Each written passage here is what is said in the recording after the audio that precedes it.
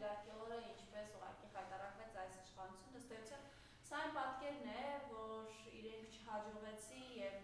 չկարողացան այդքան ռեսուրս կիրառելով վարչական փառավորել շեքրտավոր իրենց սիրտը եւ գնալ այդ կարգալույց եղած Ստյոպա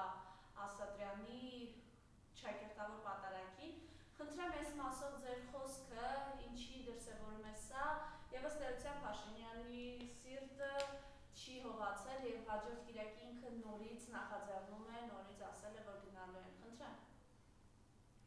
Հին հայկական ասացված կա, ասում է, երբ Աստված որոշում է մեկին պատժել, նախ եւ առաջ նրանից առողջ բանականությունն է։ Դե ես գրական լեզվով ասացի։ Մենք գործ ունենք այդպիսի մի երևույթի հետ, բայց այդ երևույթը ունի նաեւ ընդհանուր ճանաչողական, իմաստասիրական նշանակություն։ Այս գործողությամբ Նիկոլ Փաշինյանը ցույց տվեց մեր ազգային պղծությունը, ցույց տվեց, որ ինքը դեմ է ընդհանրապես համակարգերին։ Իսկ համակարգ ինչ է նշանակում։ Նշանակում է կարգավորված կենսագործունեություն, գոյություն։ Երբ համակարգերը վերանում են, քաոս է առաջանում։ Իսկ քաոսը դա կործանման նախանշան է։ Կարգալույց եղած, տեսեք, բառը կա արդեն, կարգալույց եղած հոգևորականին ինքը փորձեց օրինականացնել ներթափանցելով, փորձելով ներթափանցել մեր հայ առաքելական եկեղեցու 2000 կարող ենք ասել 2000-ամյա, որովհետև պետականորեն ընդունելով չի, որ այդ համակարգը կա։ Առաջին առաքյալների Հայաստան ժամանումից հետո արդեն այդ կառույցը սկսեց ձևավորվել։ Ինչևէ, մխրճվում է 2000-ամյա հայ ժողովրդի ամենակենսունակ համակարգ եւ փորձում է այդ համակարգում կարգալույց եղած հոգեվորականին օգտագործել, փչացնելով այդ խեղճ մարդուն։ Կարող եմ ասել ամենայն պատասխանատվությամբ, որ նրա ես երեքի էջում նույնիսկ գրել եմ, որ այդ խեղճ մարդը հետո ինչպես պիտի ապրի։ Ես չեմ ասում, որ հոգևորականները սրբեր են։ Հոգևորականներն էլ մարդիկ են, նրանք էլ կարող են ինչ-որ սխալներ թույլ տալ, մանավանդ երիտասարդ տարիքում ինչ-որ բաներ անել, որոնց համար ամբողջ կյանքում պիտի մտահոգություններ ունենան, բայց հենց քրիստոնեության էությունն այն է, որ սխալներ թույլ տված մարդուն հնարավորություն է տալիս այդ սխալներից սահմանազատվել, Աստծուց թողություն ստանալու ճանապարհով։ Դրանից գաղափար չունեցող Նիկոլ Փաշինյանը երևի կյանքում սրտանց պատարագի չմասնակցած, երբևէ չապաշխարած, այսինքն ծնկի չեկած եւ Աստծուց թողություն չխնդրած մարդը համարձակվում է մխրճվել այդ համակարգ եւ իր սրբապիղծ մոտեցումները տարածել։ Մենք գիտենք, մամուլում հրապարակվեց, որ ինքը նույնիսկ այլ մարզերի, պատկերացնում եք, ոչ միայն Արագածոտնի մարզի, այլ մարզերի իր նշանակած ըստ էության իր խամաչիկը դարձած պաշտոնյաներին կարգադրել է, որ համայնքապետերին էլ իրենց հերթին կարգադրեն ու մարդ բերեն լցնեն։ Պատկերացրեք, ամեն մարդ կիրակի օրը պետք է գնա իր տարածքի եկեղեցի, այդպես է ընդհանուր կարգը։ Եվ իսկապես ինքը այս դեպքում ինքը ցույց տվեց, որ հանրությունը արհամարհում է իրեն, ոչ միայն հանրությունը, այլև իր ենթակաները, եւ մենք ունեցանք այս ամոթալի երևույթը։ Այդուհանդերձ մենք տեսնում ենք, որ նույնիսկ նախկին քահանա կոչված է Իմիջիայլոց հարուսատ եղբայրը նույն օրը մայրաթորում վեհապարի թափորներ առաջնորդում, ըստ էության շարունակում է, այսպես ասենք, համառություն դրսևորել, շատերի խոսքով անգամ նիկոլություն է անում եւ մինչեւ անգամ երբ նրա ձեռքից հենց Սուրբ Գիրքը վերցրեցին եւ բղավեցին, որ դուք իրավունք չունեք, բայց ինքը միևնույն է այդ նույն համառությունն է դրսևորում, սա ինչ է։ Եկեք իր մասին չխոսենք, եթե որևէ մեկի բարոյապես կոտրել են, եթե կարող ես օգնել նրան, օգնիր, եթե չէ։ Ես տեսեք, ես հենց այնպես չեմ խոսում։ Ընդամենը 20 տարեկան է, 20 էլ չկայի, KGB-ի բանտում իմ ընկերներից մեկին բերեցին առերեսման ու սարսափելի էր։ Իր մատնությամբ 3 հոգի արդեն բանտում էին։ Ես 2 ճանապարհ ունեի, կամ իրեն հայտարարել մատնիչ, ասել, վերջ ասել ինչ որ կարող է ասել ղեկավարը կազմակերպության, կամ էլ կամ էլ հետևյալն էր, ես հասկանում եմ, որ իրեն խաբել են, ինքը չի մատնել, իրեն համոզել են, որ իրենք ամեն ինչ գիտեն, իր խուց դրել են նասետկա է կոչվում, թղթկան, եւ վերջ ես մարդուն նախանապես մի փոքր կոտրելություն ասել են, տես մեկը արդեն պարույր է քեզ պիտի դավաճան համարի, արի ամեն ինչ պատմի, ես այդ մարդուն, երբ քննիչի ներկայությամբ առերեցման ժամանակ ասեցի, լսի, սրանք քեզ համոզում են, թե դու մատնիչ ես, բայց այդպես չի քեզ խաբել են, ամեն մարդու հետ կարող է պատահել։ Ինքը կարծես շունչ քաշեց նայեց, ասին ելք տեսավ։ Դա է մարդու պարտականությունը։ Հիմա սա կործանված է, ինչպես KGB-ն 1000 ու մի մեթոդ էր օգտագործում եւ 99.99% կոտրում էր մարդկանց։ Ես այնպեսի հեզոր մարդկանց եմ կոտրված տեսել, որ բայց ես չեմ մեղադրում իրենց։ Այս մատնիչը կոտրված է։ Այս մարդուն ինչ որ բաներով կոտրել են։ Գուցե թեկուզ օգտագործել են իր փառասիրությունը, իր վերջո հենց այնպես չի որ իրենց համակարգի առաջնորդ իրեն կարգալույց է անում։ Ուրեմն եղել է մի բան, որ ինքը պատշաճ կերպով չի արել։ Այո,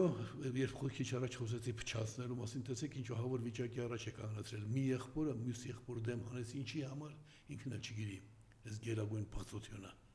Ինքն էլ չգիտի ինչի համար։ Բայց սրանք արդեն իրար տեսնելիս պիտի մեկը կարգի հրավերի, մյուսը ամոթից գետինը մտնի, կամ էլ եթե հակառակվի, ավելի վատ դառնում է։ Այնպես որ երբ ես խոսում եմ, պատահական չի ասում, որ ինչպես ցանկացած բռնապետական համակարգերում հատուկ ծառայություններն են զբաղվում մարդկանց փչացմամբ, այդպես էլ այս ապիկարը, այս ազգային պղծությունը զբաղված է մի բանով, ամբողջ հայ ժողովրդին փչացնել գեղձիկներով, ստերով, հանցագործությունների արդարացմամբ, ինքը իբրև թե հանցավոր դրսևորումների դեմ է պայքարում, բայց արդեն ապացուցված է եւ ես չեմ ասողը 10-ից ավելի քաղաքական կուսակցություններ եկան հայտարարի, չէ՞, հիշում եք երևի օրեր առաջ ես դա կներկայացնեմ, եթե ժամանակ ունենանք, ընդունած հայտարարությունը, որտեղ ուղղակի ասում է, որ ինքը կոռուպցիոն հանցախումբ է ստեղծել։ Դիմել ենք իրավապահներին, այնպես չի, որ հենց այնպես հայտարարում ենք։ Եվ հիմա էլ հետևողական ենք լինելու։ Դուք հիշում եք երևի մեր անցած հաղորդման ժամանակ ես եթեր սփռեցի հեռախոսահամարներ, բազմաթիվ մարդիկ զանգահարում են, ասում իրենց պատրաստակամության մասին, բայց անկեղծ ասեմ, հայ մարդիկ, դուք այնքան էլ ուշադիր չեք ձեր զավակների ճակատագրի նկատմամբ։ Պետք է այս հայտարարությունը լսած մարդկանցից գոնե 10-ից 1 անմիջապես արձագանքեր, իսկ արձագանքելը մոտավորապես 100-ից 1, որը նույնպես թիվ է, ու մենք գիտենք ինչ պիտի անենք, հաջորդ քայլը շատ հասարակ իրավական քայլ է, այնպես չի որ պիտի 100,000-ներով փողոց դուրս գանք, ինչևէ դրա մասին հետո կխոսեմ։ Այդուհանդերձ հագարիկ Կիրակի ինչ սպասել, ըստ էության տապալվեց ինքը, հիմա նորից է գնալու, ասում են դուք պատկերացրեք ինքը իր տեսակին բնորոշ, ինչ խանգարումքի մեջ է եղել, որ ծրագրել է։ Չեմ լսել, տեղյակ չեմ, թե ինչ է ինքը ծրագրում։ Երեք ինքը նորից ասաց, че ծրագրել են, որ հաջորդ Կիրակի եւս գնալու են Հովանավանք, եւս գնալու են ըստ կարգալույցի ճակերտավոր պատարագի։ Լավ, ես ասեմ այս անշնորհք փոքրիկին, եթե որոշել է պատարագի գնալ, լավ է անում, բայց դա իր անձնական գործն է։ Հանրությանը դրան խառնելը դա անհասկանալի է ինձ համար, մեղմ ասած։ Մանավանդ կարգալույցի Չէ, կարգալույցի պատարագին գնալ նշանակում է լինել սատանայի սպասավոր, բայց ինքը վաղուց այդպեսին կա։ Բավական է մի քանի անգամ հրապարակային ստեր ասես եւ դու արդեն ակնհայտ է որ դառնում ես չարի սպասավորը։ Բայց ես այլ բանի մասին եմ խոսում, հետաքրքիր է, ես չեմ տեսել դրա համար առաջ չեմ գնա։ Ինքը պատարագի գնալուց առաջ պահպանում է կանոնները։ Պիտի սնունդ չընդունես, հետո պիտի հաստատ տրամադրված լինես ապաշխարելու քո մեղքերի համար։ Պատարագը ինքնանպատակ չի, թատրոն չի։ Դու գնում ես պատարագի, որպեսզի ինչ որ պահի ծնկի գաս, ներողություն խնդրես ամենակարողից քո թույլ տված, գիտակցված կամ չգիտակցված սխալների համար, խոստովանես մեղքերդ, հայ առաքելական եկեղեցին նուրբ կանոններ է մշակել, այնպես չի անում, որ անհատապես ամեն մարդ առանձին գնա եւ հոգեվորականին ներկայանա, հնարավորություն է տալիս նաեւ այդպես ընդհանրական խոստովանես մեղքերդ ու թեթևացած այդ մեղքերից է դուրս գաս։ Օրինակ, խոստովանես, ասես, որ ես որպես մեծագույն ստոր արարած, խախտելով կուսակցությունների մասին սահմանադրական օրենքը, Պարույր Հայրիկյանից եւ նրա ընկերներից, գաղափարակիրներից, 16 քաղաքական ուժերից ստանալով Սահմանադրական բարեփոխումների մի ընտիր փաթեթ, որտեղ Տեր Աստված քո պատվիրանն էր շեշտված, որ մարդիկ իրավահավասար պիտի լինեն, եւ իրավահավասար պիտի լինեն ոչ միայն ընտրության օրերին, այլ նաեւ ընտրությունների միջև ընկած ժամանակահատվածում։ Ես դա պարտակեցի, խախտեցի օրենքը, հանցագործություն կատարեցի, չարաշահեցի իմ իշխանությունը եւ նույնիսկ քննարկման չդրեցի։ Միաժամանակ ես Տեր իմ Աստված ներողություն եմ խնդրում, որ ստեղծեցի Սահմանադրական բարեփոխումների հանձնաժողով, չիմանալով թե ինչի համար եմ դա ստեղծում, եւ խնդրեցի հայեցակարգ կազմեն մասնագետները։ Մասնագետները այդ գործը շարեցին, բայց ես իրենց տվեցի աշխատավարձ։ Այդ աշխատավարձը տվել եմ կտրելով չքավորներից, 1000 այլ պետական ծախսերից։ Կներես Տեր իմ Աստված, որ այսօր էլ այդ գիտը շարունակում եմ, հասկանում եմ, որ ծանր հանցագործ եմ, 200 միլիոնից ավելի դրամ ես հատկացրել եմ միայն որպես աշխատավարձ, նույնքան էլ այլ նպատակներով։ Ասում եմ, պիտի գնա ծնկի գա, ներողություն խնդրի, հետո ասի թող Հայրիկյանը ինձ ների, որ ես իրեն հայտարարեցի ամենաչգնահատված քաղաքական գործիչը, բայց իր ընդամենը մեկ լուրջ խնդիր է ինձ ներկայացրել, ոչ մի հարցով չի դիմել, միայն ասենք օգտակար լինելու տարբեր խորհուրդներ է տվել հեռակա, որոնցից ոմանք օգտագործել են, բայց ես Հայրիկյանին եւ նրա մերձավորներին դրեցի փակուղային վիճակի առաջ։ Օրինակ ներողություն եմ խնդրում, որ հանձնարարեցի նույնիսկ անկախության հարաքվեի օրը, այսինքն այն օրը, որ Հայրիկյանն է ստեղծել, հանձնարարեցի, որ պետական հեռուստա կոմիտեն հանկարծ Հայրիկյանին եթեր չտրամադրի։ Երբ իմացա, որ ծրագրում են երգ-երգոցով Հայրիկյանի երգերը, այն էլ բանտերում գրած երգերը, ազատասիրական, մեզ դեպի անկախություն առաջնորդած երգերը թողարկում կազմակերպել, ասացի, այդպիսի բան չանեք հանկարծ։ Հասկանում եք ինչ եմ ուզում ասել, ես անհատական բանով ասացի, բայց ընդհանուր առմամբ ինքը պիտի ծնկի գա, ներողություն խնդրի, որ հետո նոր իրավունք ունենա ասել, որ ես գնացել եմ պատարագի։ Մարդը չի խոշում սևազգեստ մայրերին քարշ տալի առավոտ։ Այդ բոլորը գիտենք։ Այդ բոլորը գիտենք։ Այդ խայտարակությունը, այսինքն սպասել թե որևէ մարդկանց անհատապես ինչ-որ ներողություն կխնդրի, անհնար է։ Չէ, մարդու մասին չէր խոսքը, չէ, ես խոսեցի ընդհանրապես ապաշխարելու գործընթացի մասին, նշելով, որ շատ լուրջ խնդիրներ ունի ինքը։ Հիմա պարոն Հայրիկյան, ես ուզում եմ տեսեք, ըստ էության ինքը ամեն ինչ տանում է նրան, որ Հայաստանն առանց սահմանների լինի, մասնավորապես Թուրքիայի, Ադրբեջանի հետ, եւ արդեն ադրբեջանական դերությունում են այդ խոսակցությունները, որ գալու են ադրբեջանցիները, հաստատվելու են Հայաստանում։ Ես կխնդրեմ այս մասով ու սրա աղետալի հետևանքներին անդրադառնալ։ Ընդհանրապես ինքը այնպիսի իրավիճակ է ուզում ստեղծել, իր տերերը, իր հովանավորները նաև այնպիսի իրավիճակ են ուզում ստեղծել, որ երբ ինքը չլինի, իսկ պարզ է, որ ինքը մի օր չի լինելու, իր պարտադրած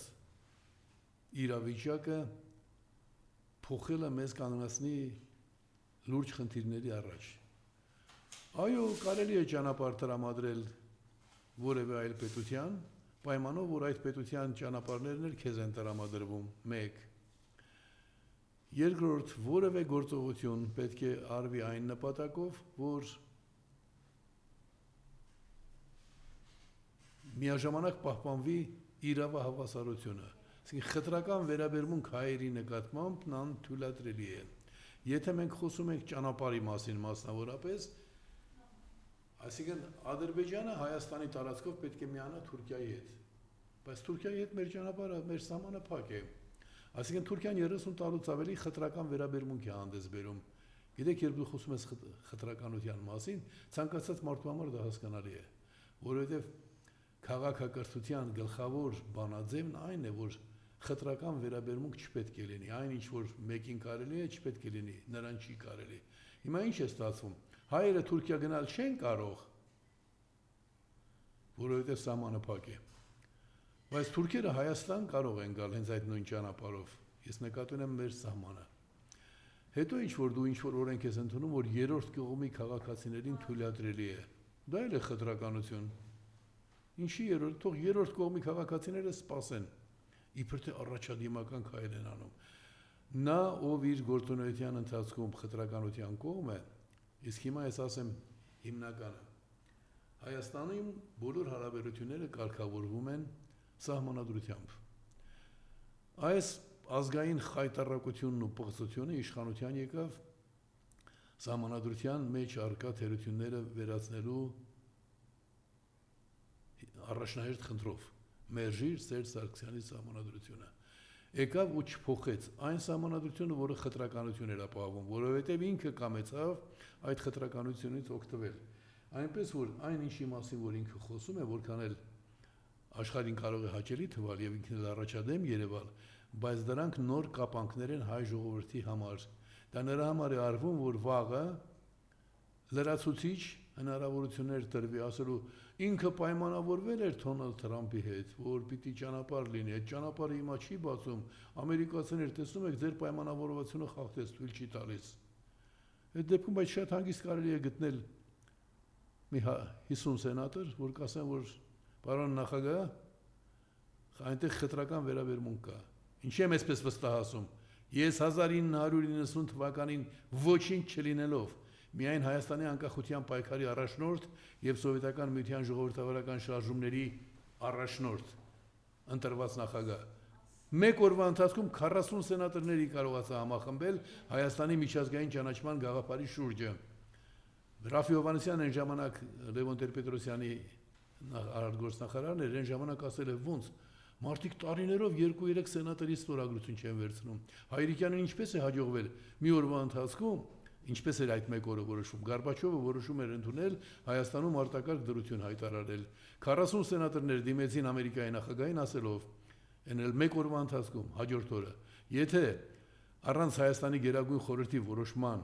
այդ ժամանակ արդեն 90 թվականի Գերագույն խորհուրդն էր համարվում էր նոր որակի, Գորբաչովը Հայաստանում արտակարգ դրություն մտցնի, բոլոր բանակցություններն ընդհատում ենք։ Հիմա ինչ է նշանակում։ Ես այն ժամանակ որպես անհատ եմ արել, իսկ այսօր որևէ պաշտոն զբաղեցնելու դեպքում կամ այսօրվա Հայաստանի որևէ իշխանավոր շատ հանգիստ կարող է հարցերը լուծել, բայց չպետք է թույլ տալ, որ այդ բացասականը խորանա։ Եվ դա է պատճառը, որ ես այսօր մոլորվածներին, հիպնոսի տակ գտնվողներին կամ ինչ ավելի վատ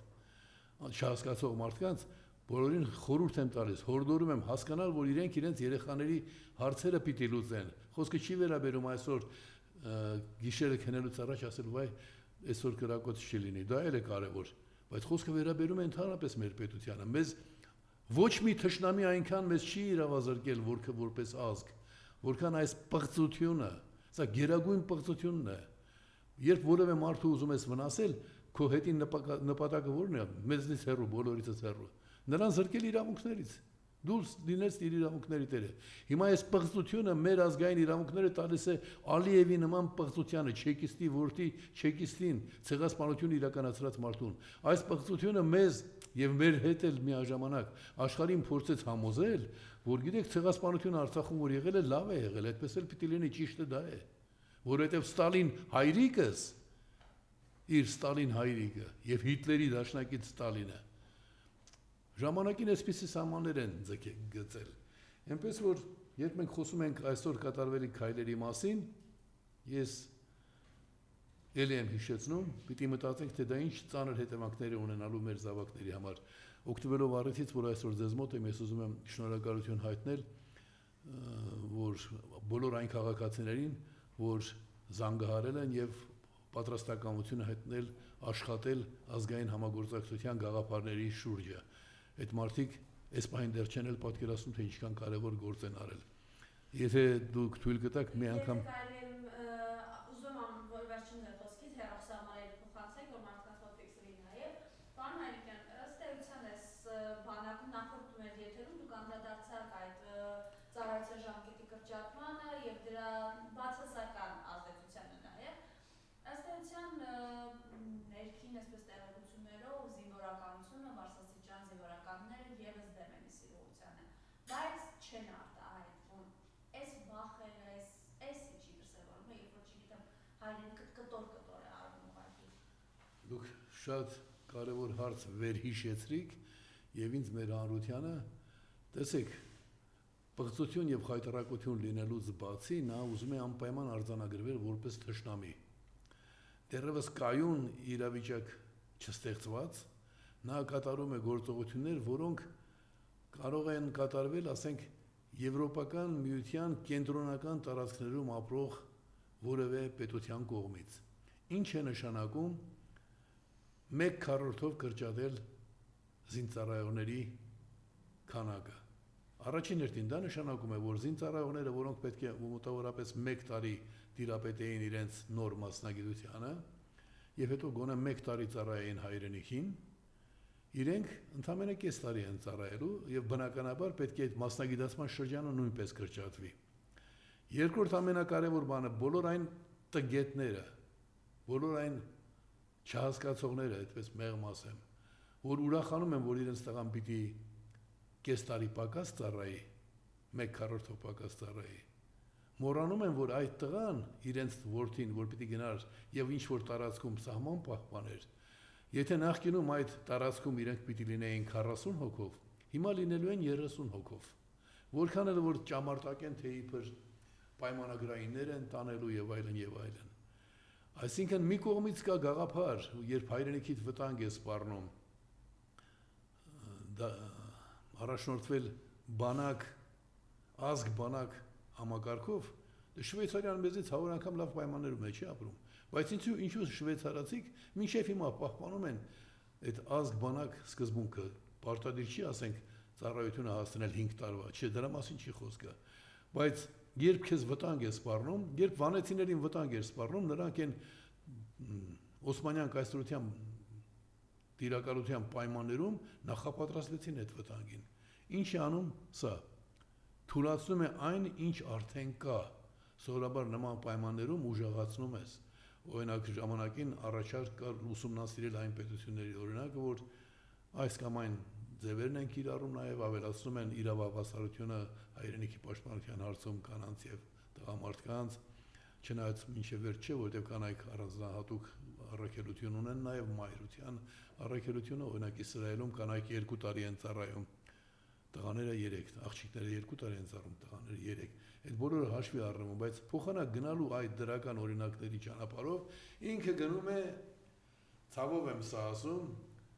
մեր պաշտպանվածությունը, մեր անպաշտպանվածության մեջ է այդպիսի արատավոր լոզունգ ունեին իր գաղափարական հայրերը,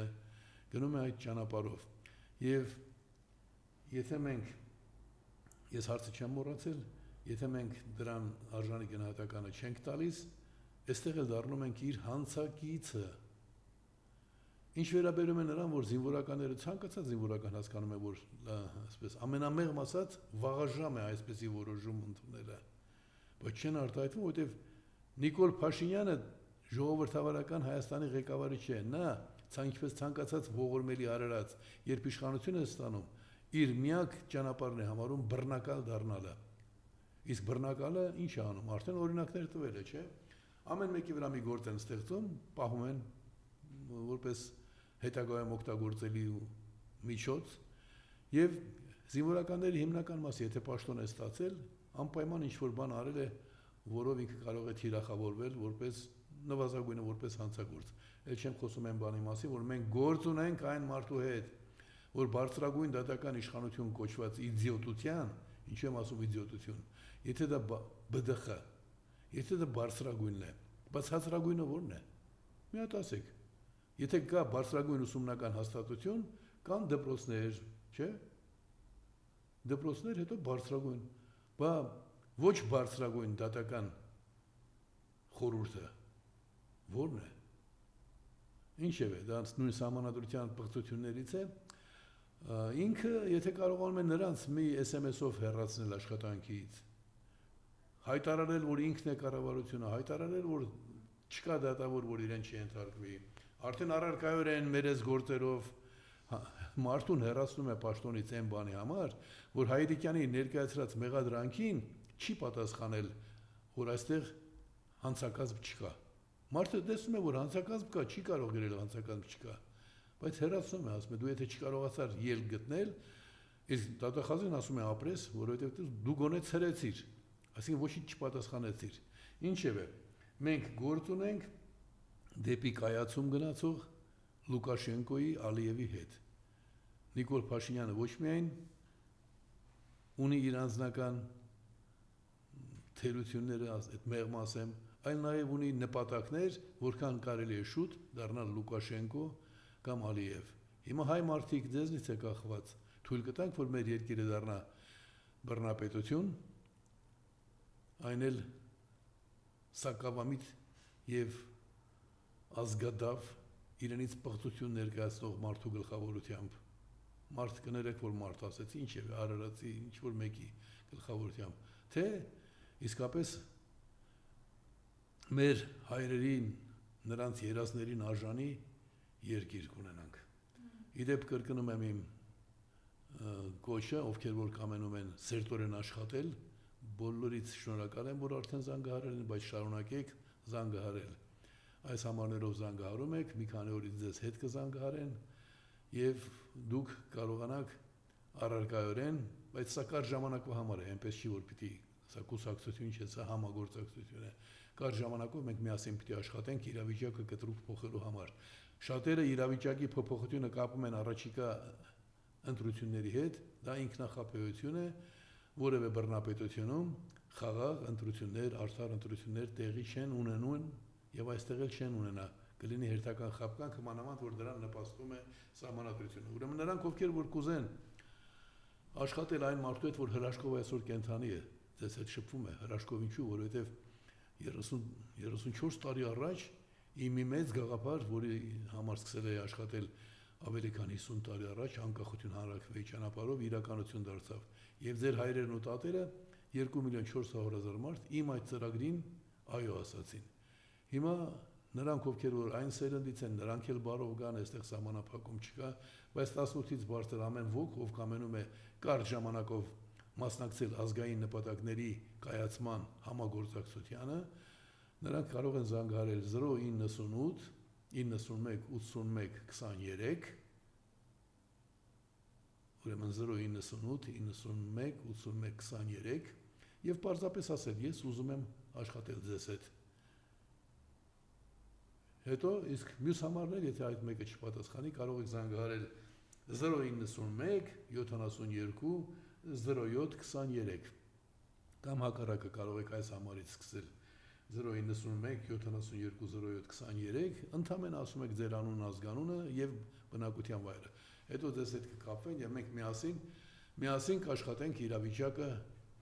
շուտապույտ կերպով փոխելու ուղղությամբ մի բան էլ տեղեկացնեմ մեր մարդկանց